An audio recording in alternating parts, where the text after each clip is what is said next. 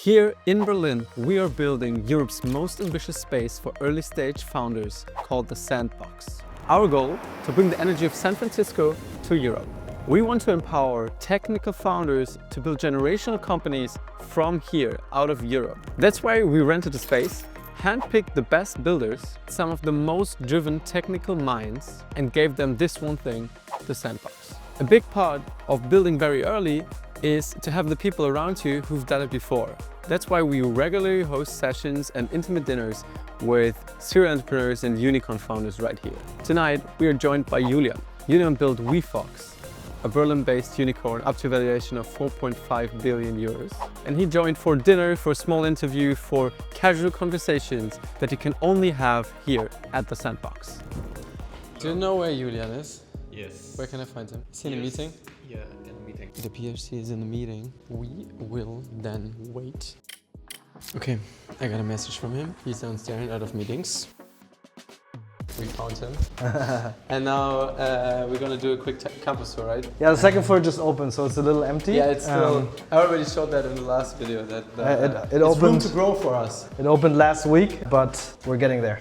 This is an old garage, right? So the modern interpretation of the startup garage. So this used to be a parking garage for a department store. This is really the magnet for the top talent that wants to found a business in Berlin. So we believe that physical proximity, especially in the early phase, is super important. Super talented people come here, they hang out, they find their co-founders, and whenever they have a challenge in their founding journey, they always find like-minded people that can support them. So it's one of the things that I really missed. I didn't have a lot of peers, that I could hang out with and be supported, and that's why we created this space, right? The peer support. So my main job now is basically I'm launching ventures, kind of in the function of being like a founding investor. And I've done this now 8 times or so. I created this group of CEOs, like a really close group. And we actually get into this room 3 times a week to do workout together, which is really motivating and the reason why I'm in such a good shape. Yeah, so here you can see the whole building again and see the stage. Then you have the Code University, amazing university. If anyone is looking for a university that actually does not want you to finish university, but wants you to launch your own business and become successful before finishing university, you should go to Code University. Can I watch? So this is basically custom-made prosthetic for someone in... No clue. Okay. That's a data protection. Yeah, thank you. This is like the wildest office here.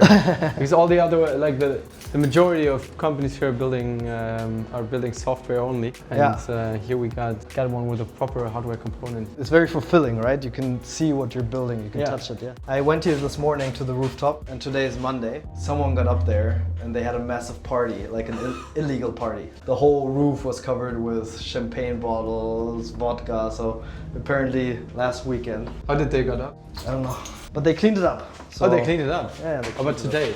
They cleaned up today, yeah. So you only see like a few little pieces of evidence. This is, as far as I know, it's the biggest rooftop in Berlin. It can host 2,000 people. And all of this is actually soundproof so that you can actually have like proper events here. So what's the craziest idea to do here with 2,000 people? What do you want to...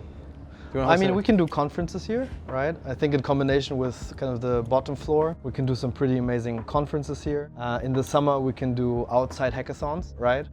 So this will be a restaurant here. But this for sure is one of the highlights, straightforward, right? Right, and then there's the pool, right? It's like a proper pool. This is like the relaxing area over there. So there you have the Fernsehturm. Will you install a sauna? Yeah, that's a good idea. There's Do you have not an idea that many. when it's gonna be finished? I mean, the hope was this summer, right? And now it's too late, so it's gonna be next. But this summer started late, right? Maybe we'll have summer until November. Yeah, but to be honest, I think the construction workers are now not super motivated to finish in the winter. Honest, I think it will be March next year. Spring pool party. Yeah, I mean, that's when we're gonna have the real opening of the campus, is when we have the rooftop, right? Yeah. I think then the project is actually done. Dinner arrived.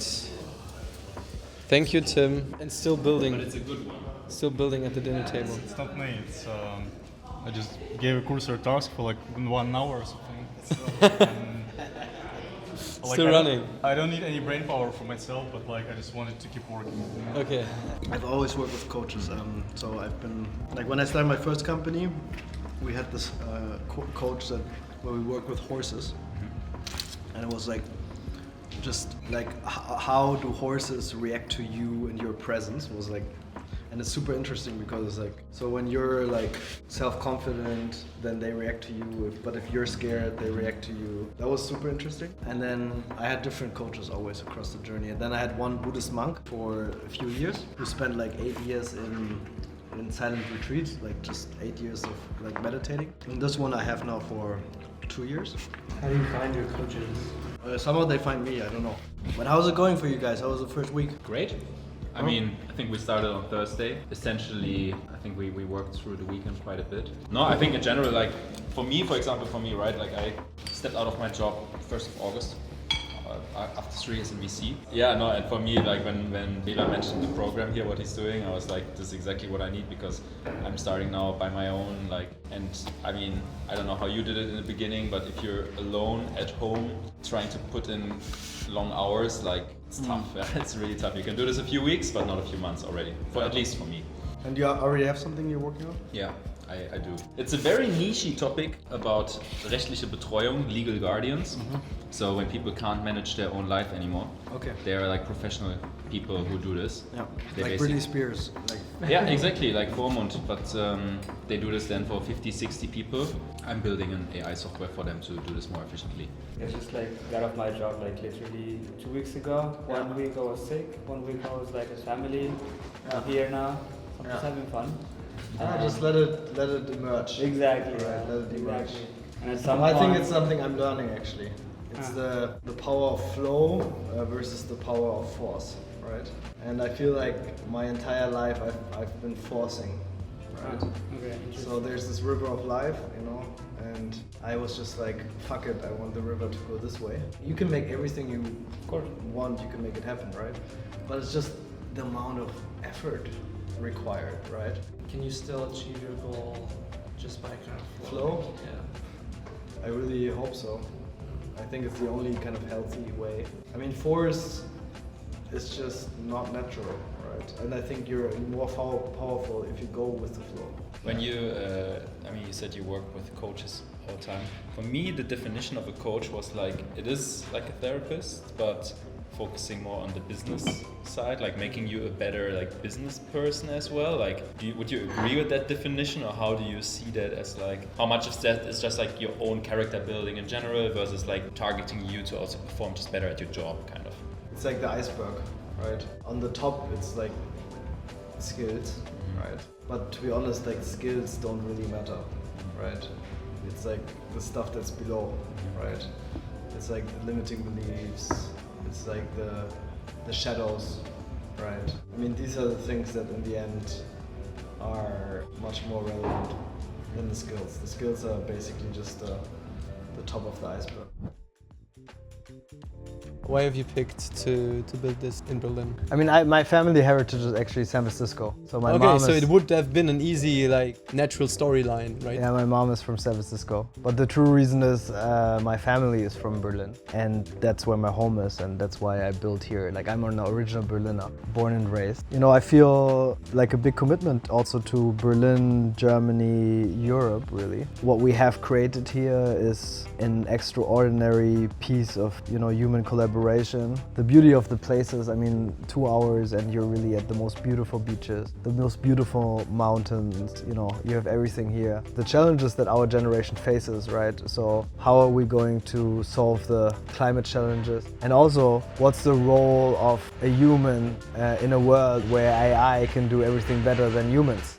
These answers will come from places like Europe rather than from places like the US and places like from China. At least that's what I hope for. Do you see also, I mean, if I look at San Francisco, I also see a lot of the like low technical products built by like fully CS grad kind of technical founder team. Yeah. And I mean, here in Europe, I think it's all over Europe. You don't see it that often. Like, you only see it in very, very deep technical fields. But even then, there are a lot of early stage investors I have have met who tell them, oh, you should look for a COO kind of business person to help you and so on and so forth. What's the reason? But I think behind that's shifting now. Yeah. So with AI and actually founders becoming much younger, what I'm seeing in Berlin, 20, 21, 22-year-olds, very bullish, very hungry, very hardworking, maybe even more capable than people with experience to build a successful venture. I feel like people that haven't seen how things have been done in the past go at it with a real beginner's mind,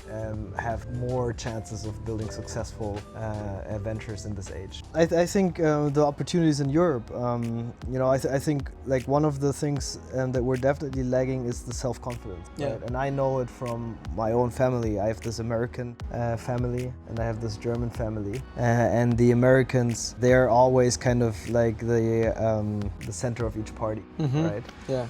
And my German family is always intimidated. They're much more quiet, they're much more introverted. And I think it would be healthy in Germany and Europe to have a little bit more of the self-confidence and less of the self-doubt, less of the criticism, less of the skepticism in our culture. I meet a lot of people who are like, especially this like technical background, but very entrepreneurial kind of profile. A lot of them see the only opportunity in their life to be really, really successful in going to San Francisco and building there. Like, what do we need to change to hold those people here? Because I believe that's one of the biggest bottlenecks, right? Especially like from all over the world, but like in our view, like Europe, if the most talented people go to San Francisco, they create role models for going to San Francisco and creating there instead of here. How can we keep them? What can we offer them? Like, what's the pitch? The more important thing is if they made it, they should give back to the ecosystem here in Europe, right? Don't they create an example that you should leave? Because they got successful after leaving, right? I mean, the reason for this being a further developed ecosystem is because the people that have been successful have been giving back, right? We are a few generations behind in Europe, right? And you can calculate how many generations of founders that is, right?